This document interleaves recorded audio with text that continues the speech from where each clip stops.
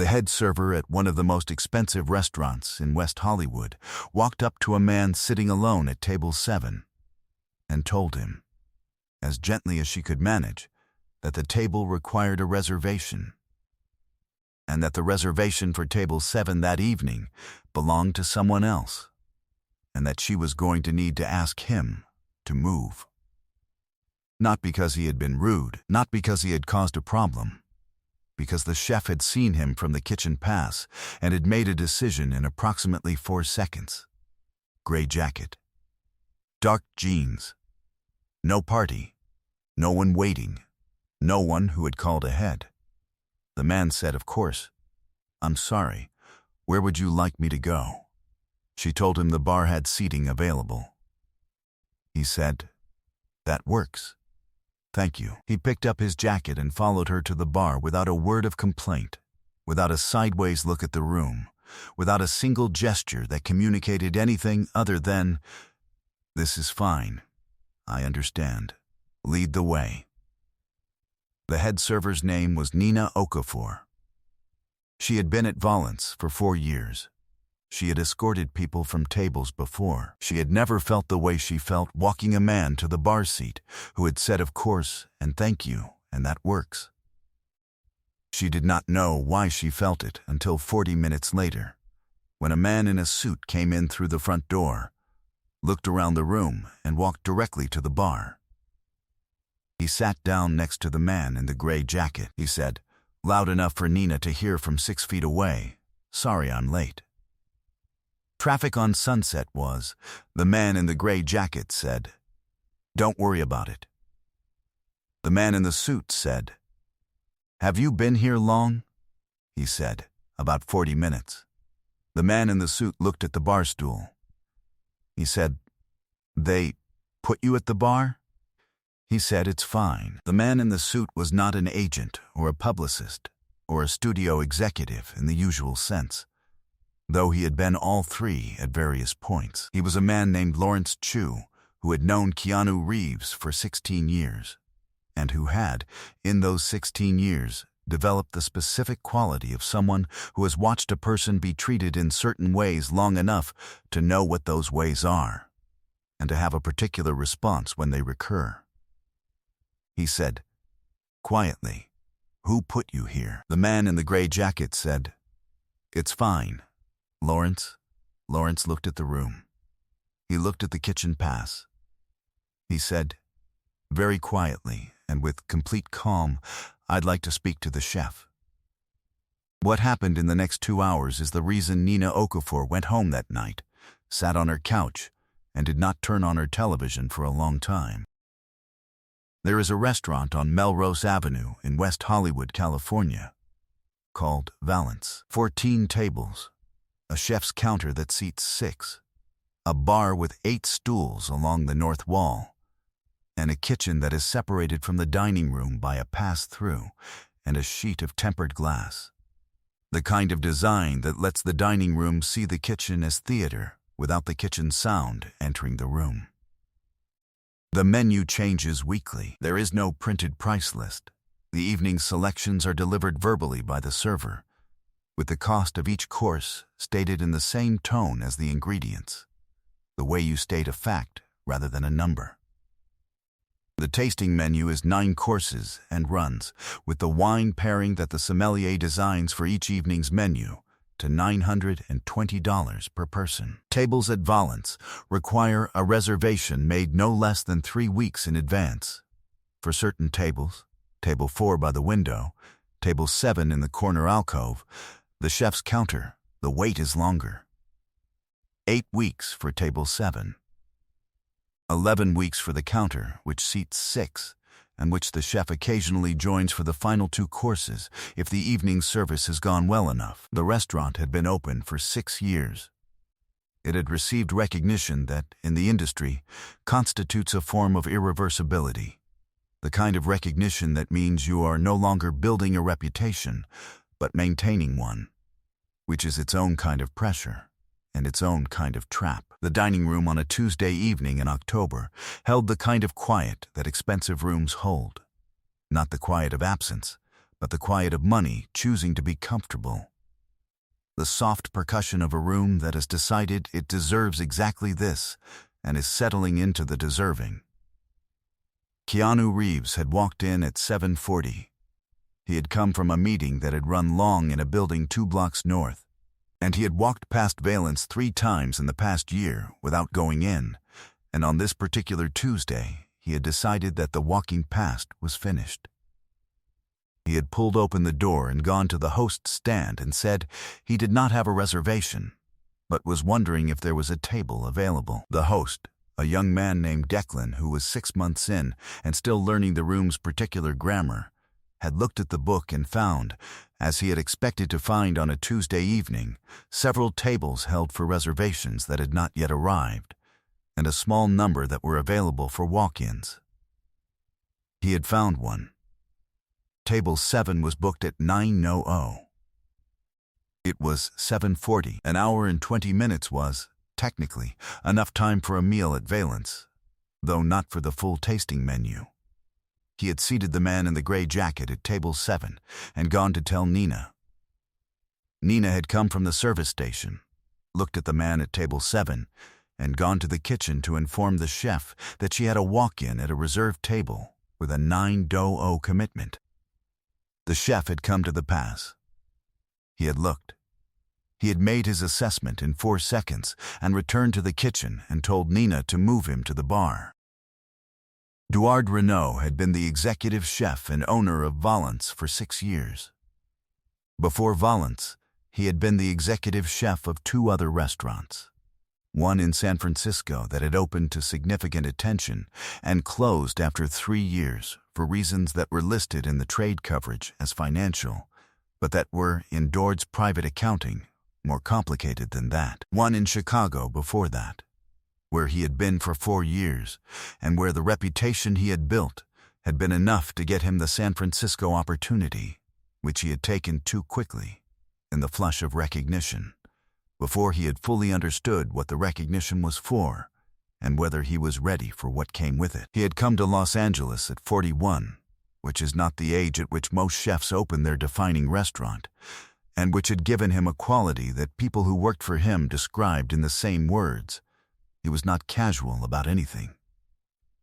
He had built Valence with the specific intentionality of a man who had failed at something and understood precisely why, and who had decided that the second attempt was going to be made with a care that the first had not fully had. Every element of Valence, the table spacing, the kitchen glass, the verbal menu, the 9-course structure, was deliberate. The deliberateness was the point. He was building something that could not be confused with anything that had come before it, and that confusion would never be allowed entry. He had grown up in Lyon, the son of a butcher whose shop was 3 blocks from a 2-star restaurant that Duard had walked past every day from age 7 to 17 without going in. Because the restaurant was for the people who came to Lyon from Paris and Geneva, and not for the families of butchers. He had learned to cook from his father, who had no formal training and who prepared food the way a craftsman makes anything, with the knowledge that comes from doing the same thing correctly 10,000 times, until the correctness becomes the only way you can imagine doing it.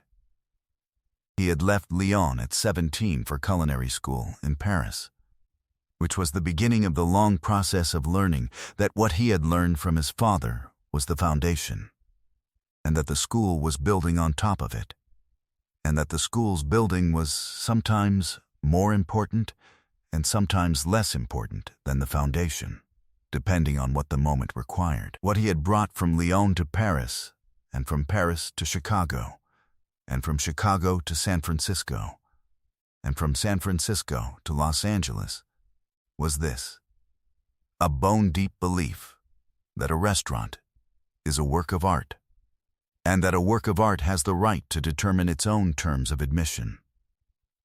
Not because certain people are worth more than others, because the work requires conditions, and the conditions include the understanding of what the work is trying to do, and not every person who walks through a door has that understanding, and the work is not served by pretending otherwise.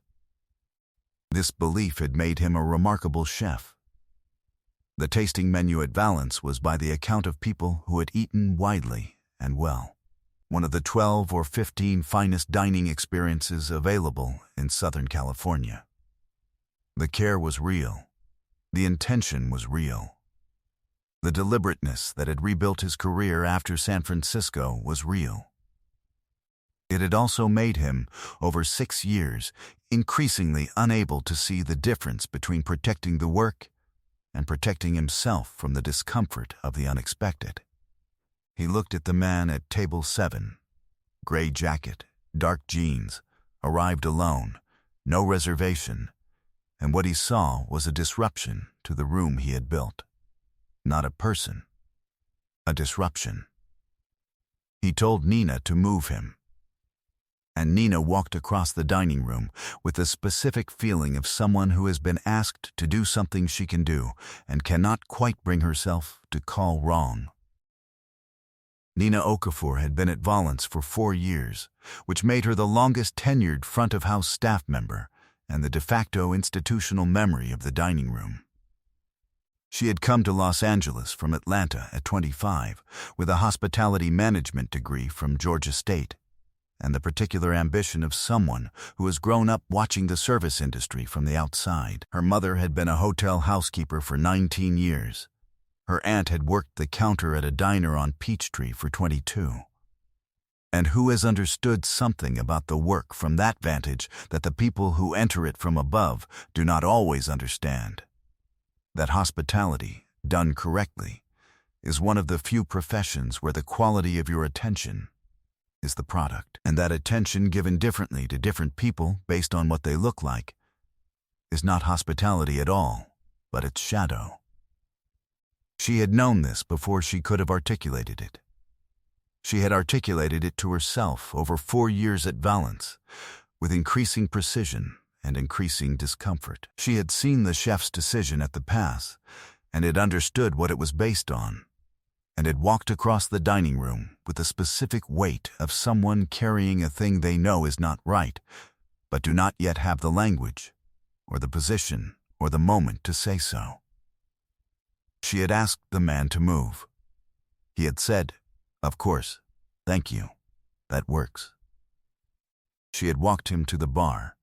She had set him up with water and the evening's menu, and had left him with the bartender, a man named Sam who had been at Valence for 2 years and who had noticed the move from the dining room with the alert watchfulness of someone who has learned that things which happen without explanation in a restaurant this size are usually worth understanding.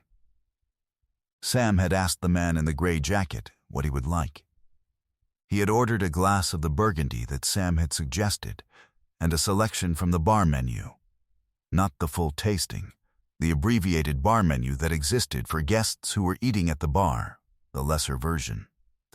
And he had sat with it, and had been, for the next 37 minutes, the best-behaved person at the bar by a wide margin, which is a low bar at most bars and a higher one at Valence, where the bar guests tended to be people who had arrived without reservations, or who were waiting for tables, or who were the kind of regular whose relationship with the restaurant made the bar feel like a privilege rather than a consolation. He had talked to Sam. Not extensively. The way you talk to a bartender you find interesting. A question here, an answer there. The easy conversation of 2 people who have no particular agenda with each other. At 8:23, Lawrence Chu came through the door. Lawrence had been at a dinner 2 miles east that had ended earlier than expected, and he had texted on his way out that he was in the neighborhood, and the man in the gray jacket had texted back the name of the restaurant, and Lawrence had walked in to find him at the bar.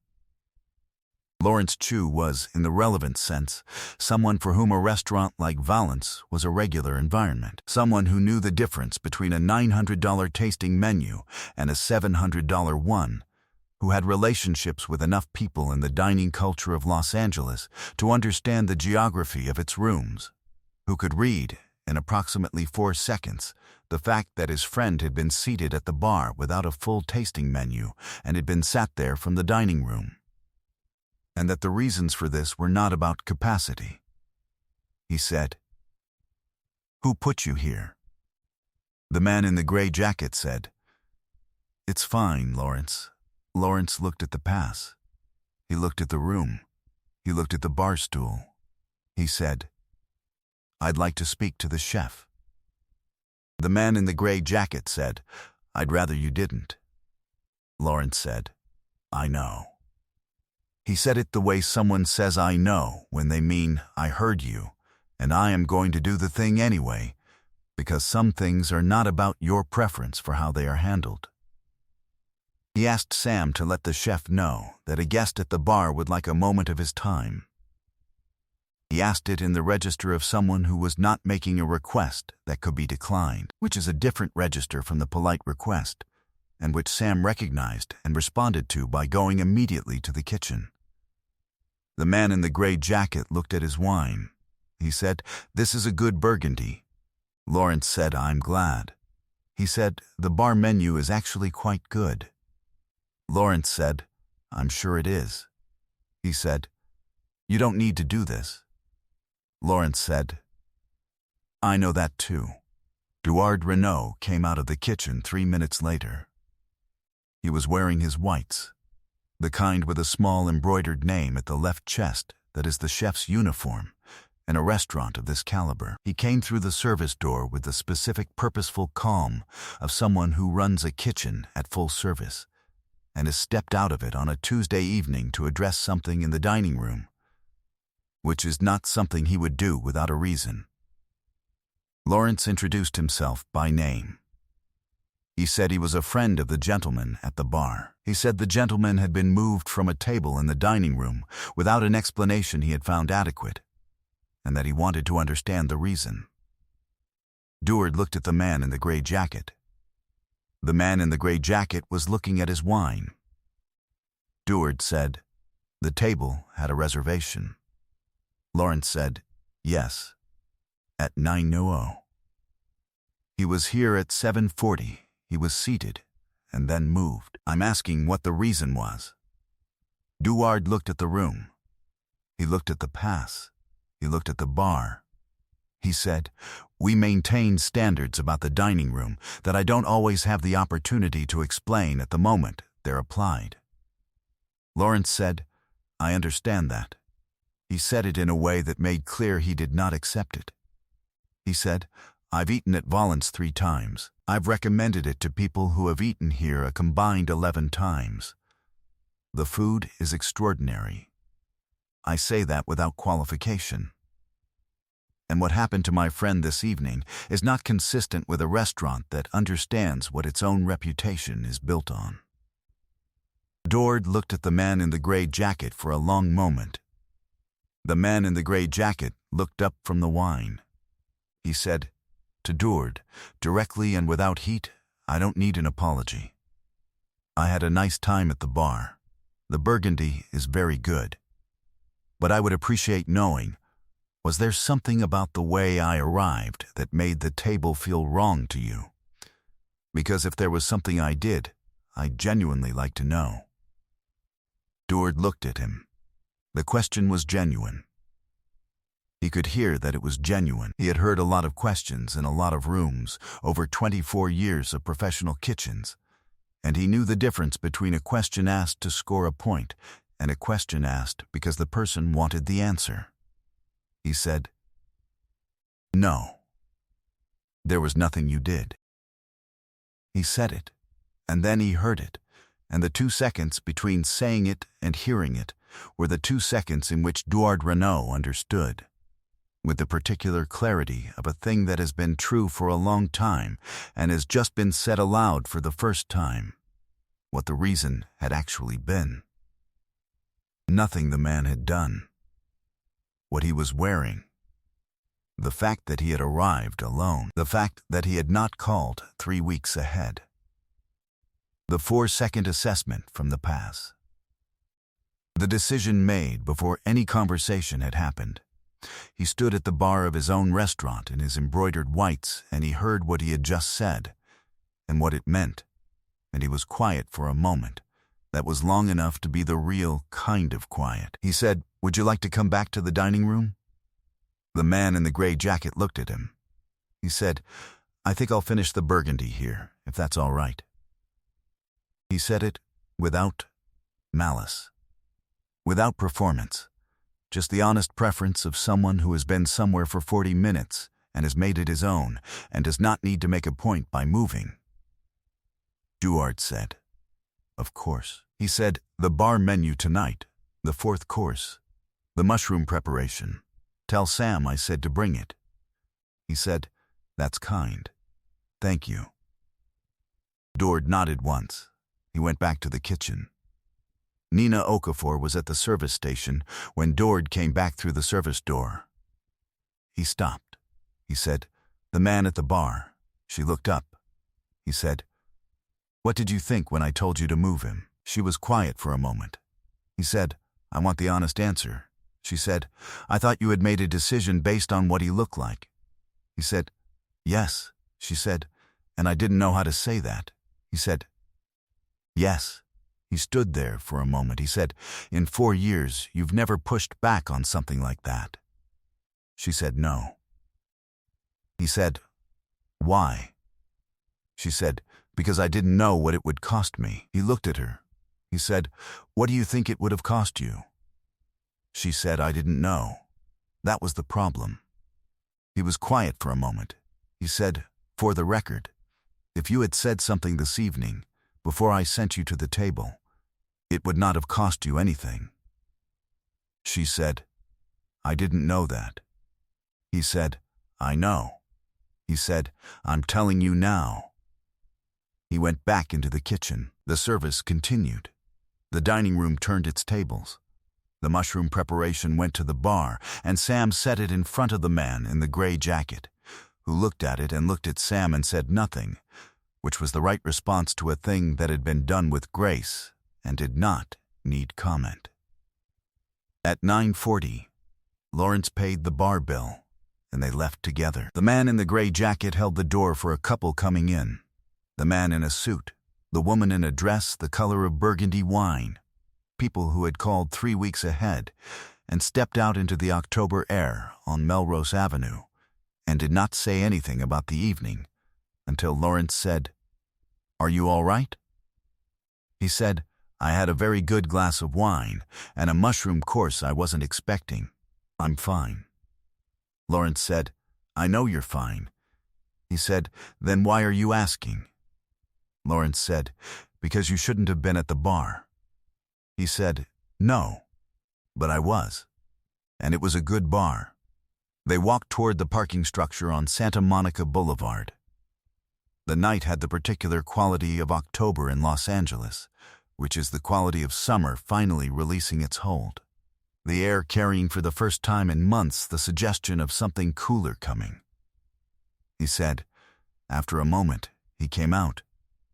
He asked the question. He sent the mushroom course. Lawrence said, "I noticed." He said, "That's enough." He meant it. Duard Renaud did not sleep well that Tuesday night. He lay in his apartment in Silver Lake, which was 4 miles from Melrose Avenue, and which had, in the kitchen, a cleanliness that matched his restaurant's kitchen in a way that his ex-wife had once described as the only time she had understood that cooking was actually a religion for him, and not just a career. He lay in the dark and thought about the pass. The 4-second assessment. The gray jacket. The alone arrival. The thing he had built the restaurant to protect against, which was the disruption of the room. He thought about what the room was supposed to be for. He thought about Lion and the restaurant 3 blocks from his father's shop that he had walked past every day from 7 to 17 without going in. He thought about what he had understood then about who that restaurant was for. He had understood it was not for him. He had spent 24 years and a failed restaurant in San Francisco and 6 years of a successful one in West Hollywood, building a room that was for him. And somewhere in those 6 years, he had stopped asking who else it was for, and had started making 4-second assessments at the pass. He got up at 5:15.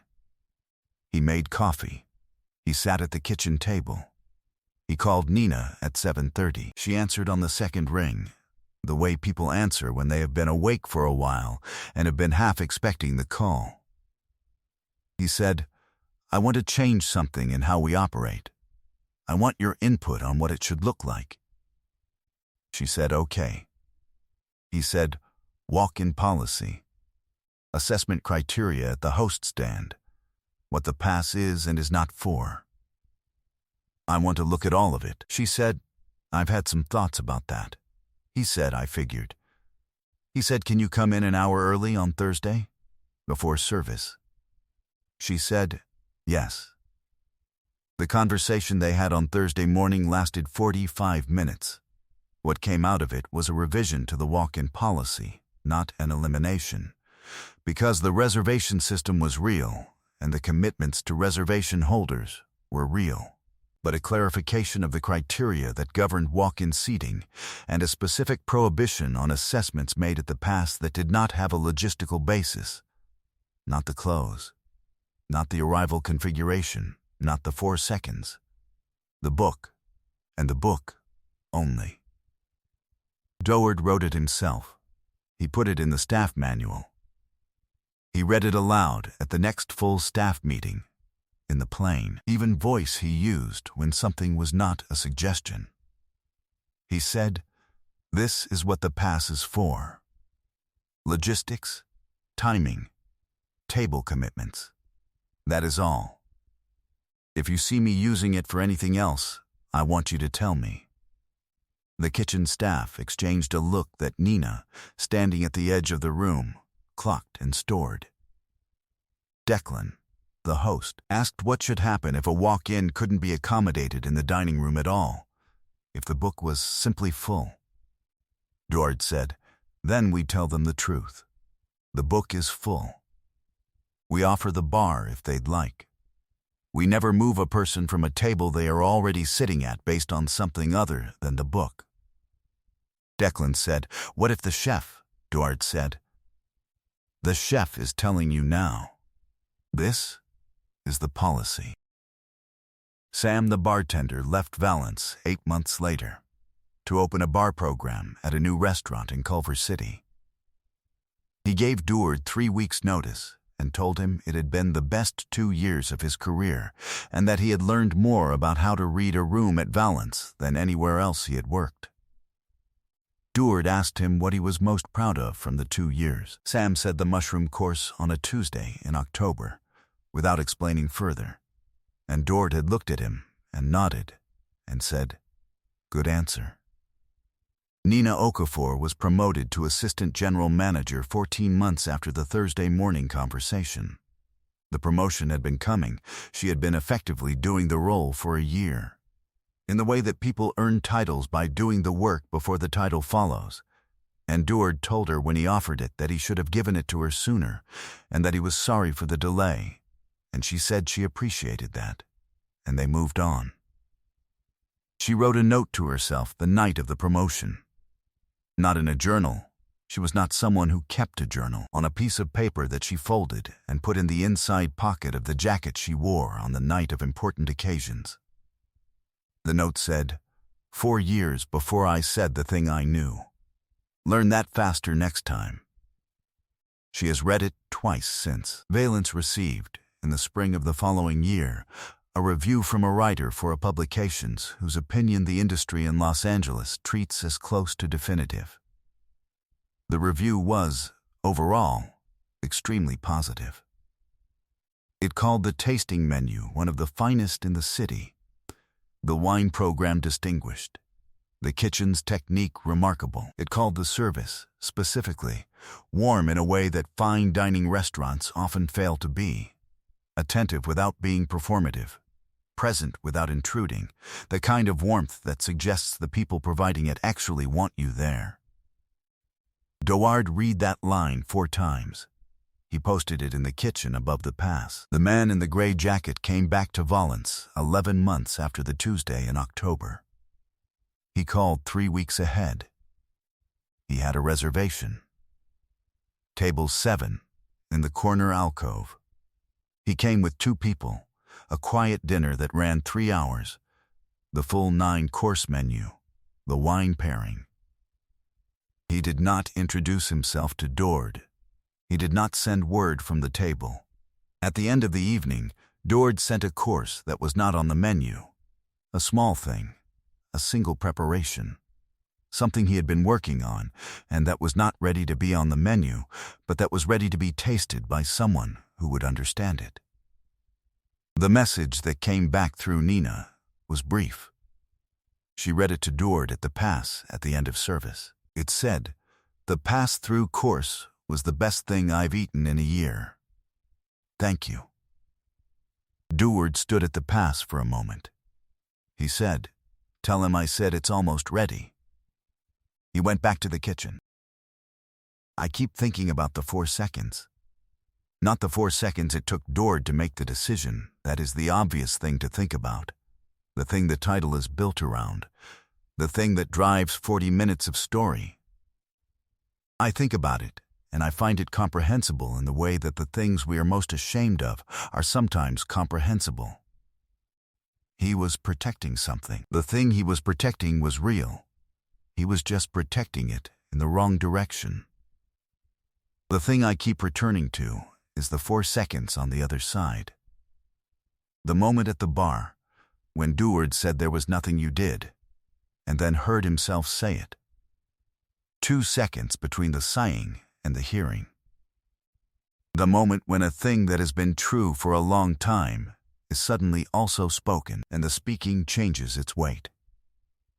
We all carry assessments we have made in 4 seconds, about rooms we belong in and rooms we don't, about people who have earned the full version of our attention, and people who can be handled with the efficient version. Most of us never say them aloud. Most of us never have to stand at a bar and hear them come back to us in the silence that follows "there was nothing you did." Dord was lucky. The silence came while there was still time to do something with it.